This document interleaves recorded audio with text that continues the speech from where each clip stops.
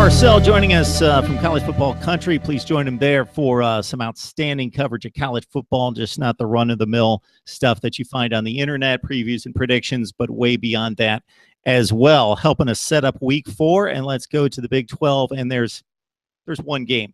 There's TCU, there's Oklahoma State, and this one should be a barn burner from an offensive standpoint.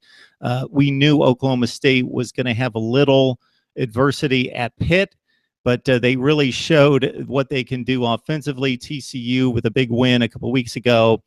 A win that surprised me, not from the standpoint on the scoreboard, but they were the more physical team against Arkansas. So we've got the first big showdown in the Big 12.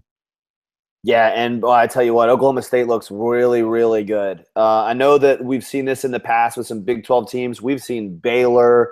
We've seen West Virginia. We've seen these teams jump out to these hot starts. Mason Rudolph looks – you got to wonder, is Mason Rudolph legit or is he the next Geno Smith? Because I think that's where we're at right now. He's put up just video game numbers. They could have thrown for 1,000 yards against Pittsburgh if they wanted to. I mean, they were ahead by 30 points in the second quarter. Pittsburgh had no chance of slowing them down. This is a really, really interesting game now against TCU because it's at Fort Worth.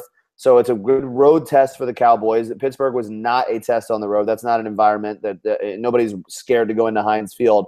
This is the game I think that really Oklahoma State has to try and get past if they want to be a national championship contender. And James Washington and Mason Rudolph is the best 1-2 combination in college football in my mind for quarterbacks and receivers. They get TCU this week, then they play Texas Tech and Baylor the next 2 before they play Texas. I don't think either one of those teams are really going to put any fear in the Cowboys. They can get past Kenny Hill, who threw for 4 touchdowns against SMU, was lights out, completed, I think, 80% of his passes.